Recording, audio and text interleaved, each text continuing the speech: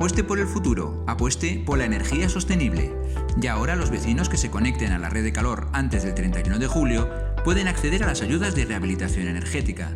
Supone un ahorro en la factura de calefacción y agua caliente de más del 70%. Pregunte a su administrador. Infórmese en calle Medina Ceri 2 o en reddecalordesoria.es. Revi, un compromiso con Soria y con el medio ambiente. Te mereces calidad, te mereces Domus. Elige tu vivienda en el nuevo edificio Mirador Sur. Eficiencia energética clase A. Viviendas con una amplia terraza que conectará tu espacio vital con un entorno en plena naturaleza. Junto a Campus Universitario. Edificio Mirador Sur. Calidad Domus a precio de vivienda protegida. Infórmate en calle Nicolás Raval 23B primero C y en domusoria.com. Recambios Autoduero. Productos y piezas de recambio para tu vehículo. Trabajamos con las mejores marcas del mercado. Tú nos ayudas a mejorar la calidad de nuestro servicio día a día. Recambios Autoduero, tienda en Soria. Frutería, panadería, droguería, bebidas, legumbres, congelados, bollería, productos sorianos. Frescos, cremería, conservas. ¿Puedes pedir algo más a un supermercado? Pues sí, atención personalizada y trato familiar y cercano. Todo esto es Supermercado Daco, tu supermercado de confianza. En calle Antolín de Soria número 3, frente a Parque de Santa Clara. La tradición, la calidad, el cariño, manos experimentadas y una producción artesanal dan como resultado el mejor sabor. El sabor de Embutidos La Matanza. Embutidos La Matanza, entera. Martínez de Romera. Nueva promoción, edificio de 16 viviendas, calle Mosquera de Barnuevo 11 en Soria. Garaje y trastero, excelentes calidades y cualidades que lo dotan de gran confort. Aislamiento térmico y acústico, placas solares y fotovoltaicas en servicios comunes, calefacción individual de gas, madera maciza lacada en blanco en interiores. Martínez de Romera, filosofía de la buena construcción, calidad y disposición.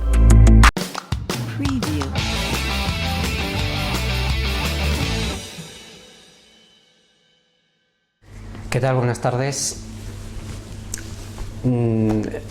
La mayoría de los espacios que hemos tenido ya sobre Es de Justicia nos hemos referido sobre todo a cuestiones que tienen que ver con el ámbito civil, contratos, procedimientos de solicitud de nulidades de determinados productos bancarios y algún otro similar.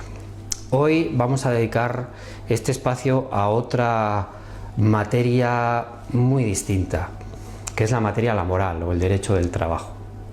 Y en este espacio de hoy me voy a dedicar expresamente, dado que también es una materia muy amplia y que puede tener muchas cuestiones de las que podamos hablar, pero en esta de hoy me voy a dedicar a hablar de algo que yo creo que pueda preocupar más o de lo que pueda hablar más la gente, que las personas que nos estén viendo, especialmente en esta época de atrás en la que hemos tenido una crisis muy grave, muy importante y de la que aún estamos saliendo, pero no hemos salido del todo y que por lo tanto ha provocado muchísimos conflictos laborales, y es el tema del despido. Yo el espacio de hoy lo voy a dedicar a explicar qué es el despido y sobre todo para explicar la diferencia entre lo que sería el despido disciplinario y el despido por causas objetivas, que son las dos figuras más típicas, más conocidas, pero que quizá puedan crear confusión, especialmente en lo relativo a las indemnizaciones o, en fin, o a la forma o cómo se lleva a cabo. Hay que tener muy clara cuál es la diferencia. Esta época, como digo, de crisis que hemos pasado, pues ha tenido desgraciadamente como uno de sus resultados la extinción de muchos contratos de trabajo, y la extinción de esos contratos de trabajo se ha llevado a cabo a través de la modalidad que se llama extinción del contrato por causas objetivas. Generalmente conocemos por despido aquella decisión de la empresa de echar a un trabajador, de extinguir su contrato de trabajo. Pero no es lo mismo unos tipos de despidos que otros, no es lo mismo un tipo de extinción contractual que otra. Las dos a las que me voy a referir hoy, como he dicho, es el despido disciplinario y el despido por causas objetivas, y también la influencia o repercusión que las reformas sucesivas que ha habido en los últimos años, reformas laborales, que no ha habido solo una, ha habido varias, pues han tenido en esta figura. En primer lugar, el despido disciplinario, como su nombre indica, es una decisión que toma la empresa en ejercicio de la potestad disciplinaria.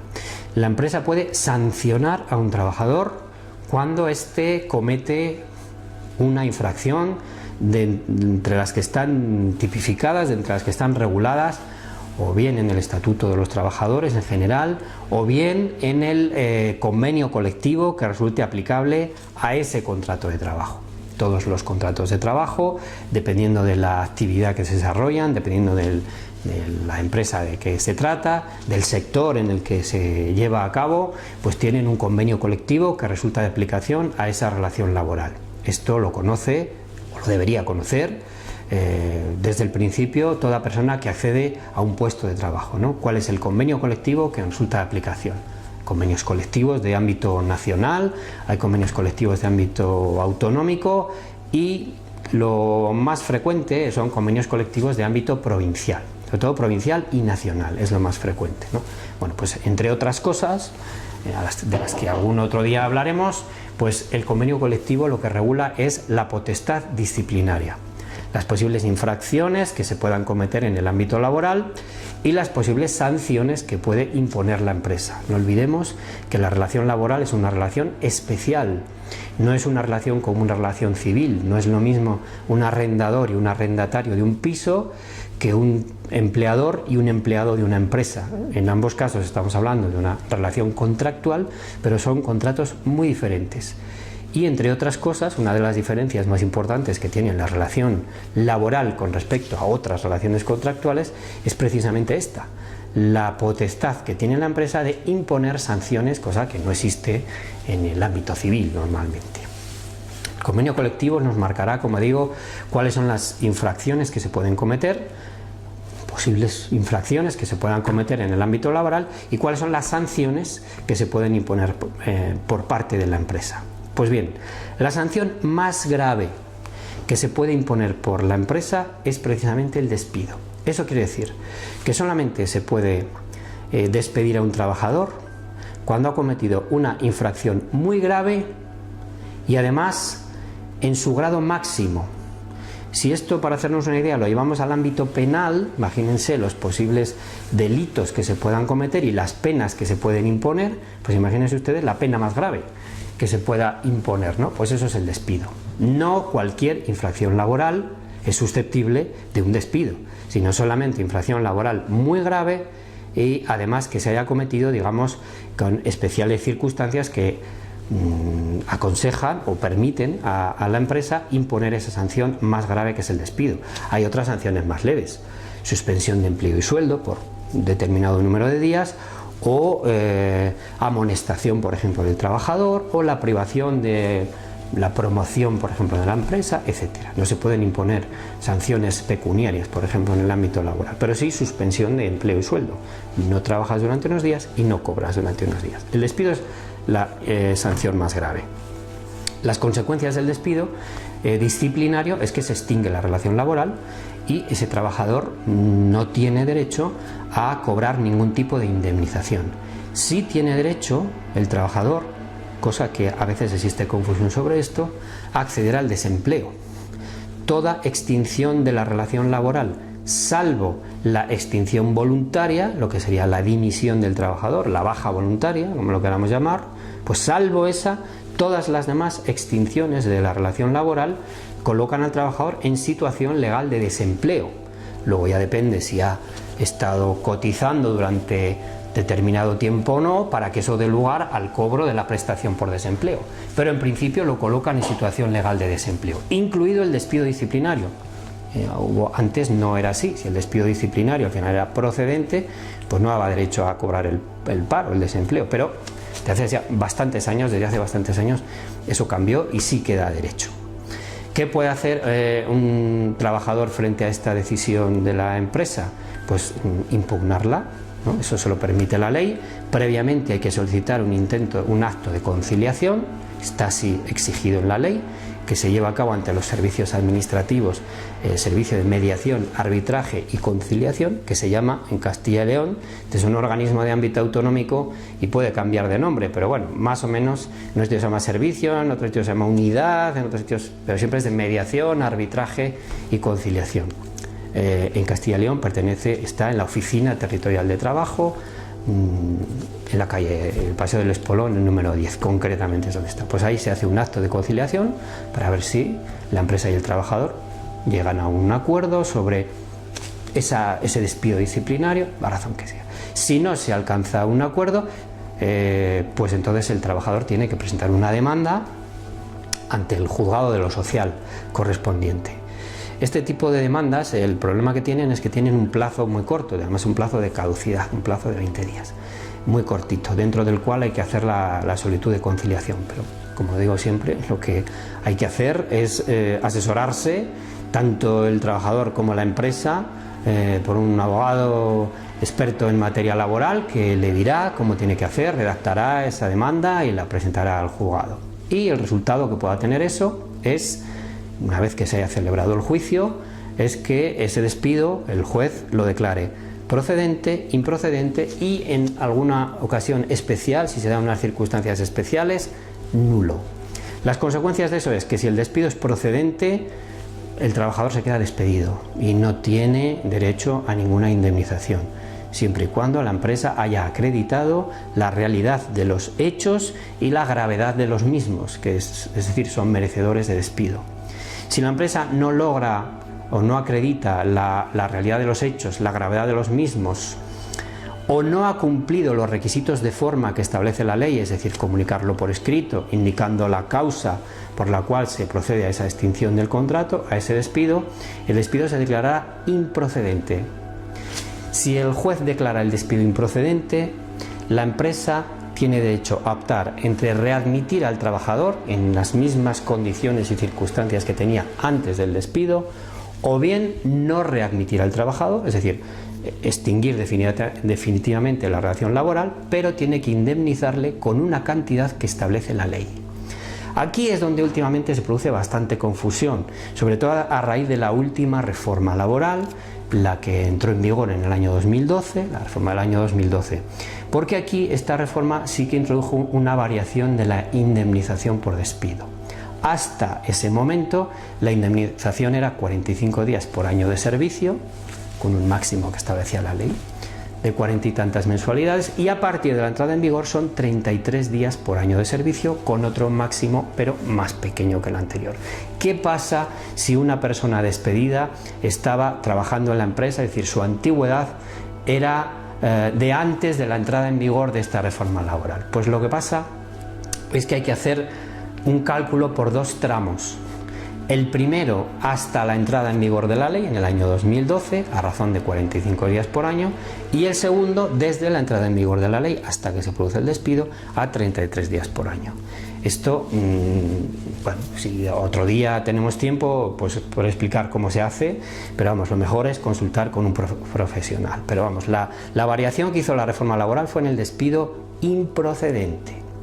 El despido nulo, la consecuencia es la readmisión del trabajador. Aquí no cabe la posibilidad de indemnización, salvo determinados sectores, pero en general la readmisión del trabajador y pagarle los salarios que ha dejado de percibir desde que se produjo el despido hasta que se notifica la sentencia, lo que se llaman los salarios de tramitación. Paso al despido por causas objetivas. El despido por causas objetivas, que en realidad no se llama despido, se llama extinción de contrato por causas objetivas, pero se conoce habitualmente como un despido, es el que, desgraciadamente, como digo, como consecuencia de la crisis, pues ha tenido bastante protagonismo en los últimos años. Cuando se dan determinadas razones de carácter económico, técnico, organizativo o de producción.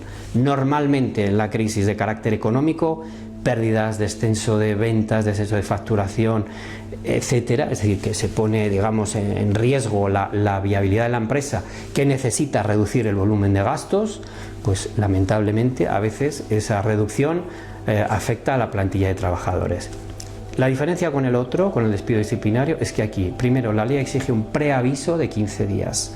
Segundo, eso es igual que el otro, hay que hacerlo también por escrito y hay que indicar la causa económica, cuál es la razón, dando la mayor cantidad de datos posibles para que el trabajador conozca realmente cuál es el motivo por el cual se está extinguiendo su contrato. No basta decir que existen causas económicas, no, hay que decir cuáles, dando la mayor cantidad de datos posibles. Y tercero, hay que poner a disposición del trabajador una indemnización que son 20 días de salario por año de servicio con un máximo de 12 mensualidades.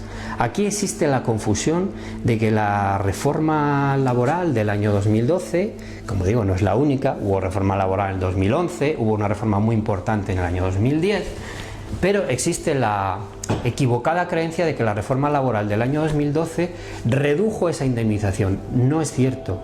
Ya era así, la indemnización por despido, extinción de contrato por causas objetivas, ya era 20 días de salario por año de servicio. Al igual que pasa en todas las extinciones de contrato, el trabajador aquí pues puede o bien aceptarlo, acatarlo, está de acuerdo, conoce realmente que la situación de la empresa es esa, cobra su indemnización, pasa a situación legal de desempleo y, digamos, ha acabado esa relación laboral. O, por el contrario, puede, por la razón que sea, no estar de acuerdo y también tiene la posibilidad legal de impugnar ante el juzgado. El trámite es el mismo. Primero una solicitud de conciliación y si las partes no llegan a un acuerdo, pues una demanda, que habría un juicio.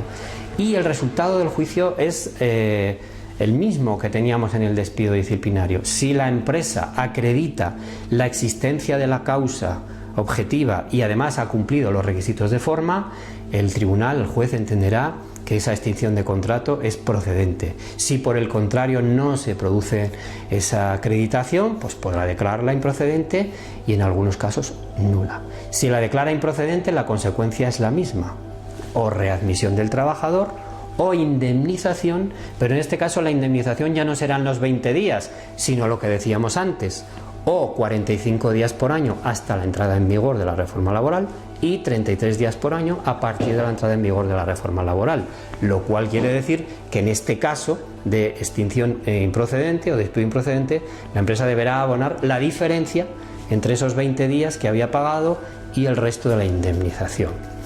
En el caso de estas extinciones o de cualquier extinción, si existe lo que se llama insolvencia, la empresa no tiene capacidad económica, no tiene solvencia para hacer frente a estas indemnizaciones, pues existe un organismo que se llama el Fondo de Garantía Salarial, un organismo para el que cotizan las empresas en las cotizaciones de las nóminas de los trabajadores, pues una cosa que se llaman contingencias comunes, y ahí, bueno, pues está, entre otras cosas, para el FOGASA, para este Fondo de Garantía Salarial, que se haría cargo de estas indemnizaciones. Es verdad que el Fondo de Garantía Salarial tiene unos topes, es decir, que si al final es el Fondo de Garantía Salarial el que tiene que pagar, puede que ocurra que la cantidad que reciba el trabajador no sea la misma, sea inferior a la que realmente le tenía que pagar la empresa, pero como es un pago, es decir, el Fondo de Garantía Salarial es una especie de aseguradora pública, pues tiene unos límites, unos topes, bueno, pues está en la ley. Espero, por tanto, que haya quedado claro sobre todo cuál es la diferencia entre estos dos tipos de extinciones contractuales, entre cuáles son las indemnizaciones que corresponden en cada caso y sobre todo cuál es la posibilidad que se tiene. Sobre todo, muy importante para las empresas, cumplir los requisitos de forma y facilitar la información al trabajador sobre cuál es la causa, tanto si es un despido disciplinario como si es un despido por causas objetivas, por qué razón se lleva a cabo esa drástica y penosa decisión que es extinguir un contrato de trabajo. Muchas gracias. Preview.